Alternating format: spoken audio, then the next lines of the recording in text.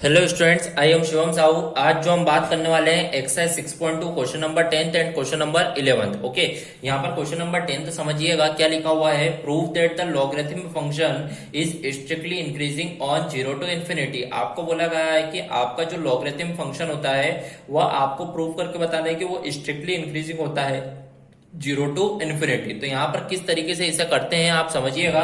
देखिए, जब आप सॉल्व करेंगे तो आप देखिए आपको जो फंक्शन गिवन है तो वो फंक्शन कौन सा गिवन है, लॉगरिथम फंक्शन। ओके, तो यहाँ पर आप लिख दीजिए आपको जो फंक्शन है एफ ऑफ एक्स वो क्या है, लॉगरिथम फंक्शन। मतलब क्या गिवन है आपको, लॉग एक्स। ओके, तो इस तरीके से आपने यहाँ पर लिख दिया। अब आपको स्ट्रिक्टली इंक्रीजिंग बताने के लिए आपको इसके कंडीशन पता होना चाहिए कि इसका जो एफ डैश एक्स जो होता है वो हमेशा ग्रेटर देन 0 होता है। ओके, तो यहाँ पर एफ ऑफ एक्स आपका जो फंक्शन है वो लॉग एक्स है।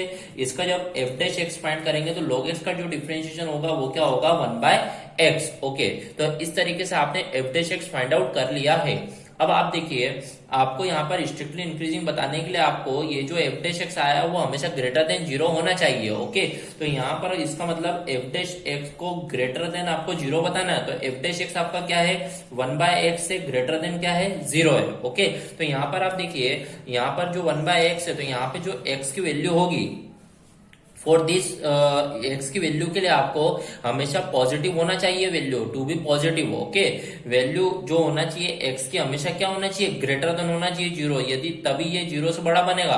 तो इसका मतलब यहाँ पर आप देख रहे हो कि यहाँ पर फॉर दिस क्वांटिटी, मान लीजिए ये क्वांटिटी के लिए हमेशा पॉजिटिव वैल्यू होना चाहिए एक्स की। तो यहाँ पर लिख दीजिए फॉर दिस क्वांटिटी, मैं लिख देता हूं यहाँ पर for this quantity to be positive. यहाँ पे यदि हमेशा इसको पॉजिटिव बनाना है तो हमेशा एक्स की वैल्यू जो होना चाहिए वो ग्रेटर देन 0 होना चाहिए। ऐसा नहीं कि 0 0 भी हो जाएगी तो इन्फिनिटी। तो टू बी पॉजिटिव बनाने के लिए आपको जो वैल्यू होना चाहिए, वैल्यू ऑफ एक्स जो होना चाहिए हमेशा ग्रेटर देन क्या होना चाहिए, 0। तो यदि 0 होगा ग्रेटर से मतलब 0 टू इन्फिनिटी। तो इसका मतलब hence function is strictly increasing for all x 0 to infinity. तो इस तरीके से आपका ये क्वेश्चन नंबर 10 यहाँ पर क्या होगा, कंप्लीट होगा। ओके, बढ़ते हैं अपने नेक्स्ट क्वेश्चन की ओर। Question number 11। क्वेश्चन नंबर 11 क्या लिखा हुआ है आप यहाँ पे ध्यान से समझिएगा। Prove that the function F given by, आपका यहाँ पर फंक्शन गिवन है, आपको बोला गया है इस neither strictly increasing nor strictly decreasing. आपको यहाँ पर बताना है, आपको कंडीशन पता होना चाहिए। Strictly increasing nor strictly decreasing मतलब क्या होता है, जो भी आपका टाइम इंटरवल गिवन है तो उसमें वो कंफर्म नहीं रहता है कि वो इंक्रीजिंग हो रहा है या डिक्रीजिंग हो रहा है। जब दोनों केस बनते हैं किसी भी इंटरवल में इंक्रीजिंग और डिक्रीजिंग का, तो उस केस को अपन बोलते हैं नाइदर इंक्रीजिंग और नॉर डिक्रीजिंग। ओके, तो यहाँ पर अपन समझते हैं कि इस क्वेश्चन को किस तरीके से किया जाए। आपको जो फंक्शन गिवन है सबसे पहले फंक्शन लिख दीजिए x square minus x plus 1। यह आपको इस तरीके से यहाँ पर फंक्शन गिवन है। ओके, जब आप इसका एफ डैश एक्स फाइंड करेंगे तो एक्स स्क्वायर का 2x, देन एक्स का डिफरेंशिएशन कितना हो जाएगा, 1। तो इस तरीके से आपने इसका डिफरेंशिएट कर दिया है। अब आप देख लीजिए यहाँ पर इंटरवल आपका फाइंड आउट होगा। आपको इस एफ डैश एक्स को 0 से इक्वेट करना होगा। तो 2x minus 1 is equal to 0, then x equal to कितना आ जाएगा आपका यहाँ पर 1/2। तो इस तरीके से आपका यहाँ पर इंटरवल फाइंड आउट हो चुका है। ओके, अब आप यहाँ पर देखिएगा, जब आप यहाँ पर 1/2 आपका ये आ चुका है 1/2। अब आपने देखा यहाँ पर आपको जो बताना है strictly increasing nor strictly decreasing on -1 to 1। तो आप यहाँ पे लिख दीजिए -1 और यहाँ पे लिख दीजिए 1।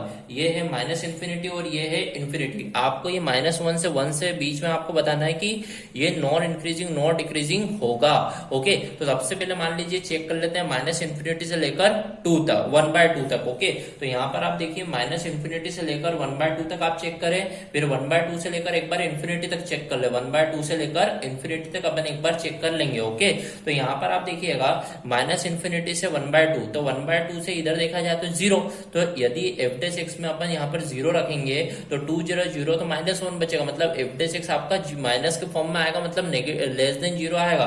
तो इसका मतलब एफ डैश एक्स आपका क्या आएगा, लेस देन 0 आ रहा है। तो इसका मतलब ये जो फंक्शन हो जाएगा क्या हो जाएगा, स्ट्रिक्टली डिक्रीजिंग फंक्शन आपका हो जाएगा। ओके, अब 1/2 से इन्फिनिट की बात करें तो 1/2 से बड़ा, तो 1/2 से बड़ा क्या है 1। तो मान लीजिए 2 यहाँ पर जब 1 रखेंगे तो 2 1 2, 2 में से 1 गए 1, तो 1 बचेगा, तो मतलब पॉजिटिव आंसर आएगा।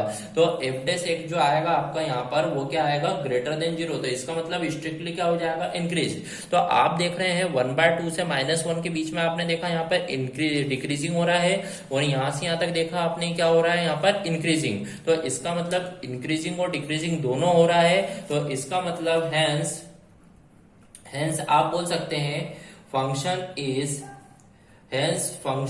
Is neither increasing nor decreasing, neither increasing nor decreasing. Okay, neither increasing nor decreasing in -1 से 1। ओके, तो इस तरीके से आप देखें तो यहाँ पर आपका क्वेश्चन नंबर 10 कंप्लीट होगा। Okay, so here our question number 11 complete होगा। So here our question number 10 that question number 11 of exercise 6.2 is completed. Thank you.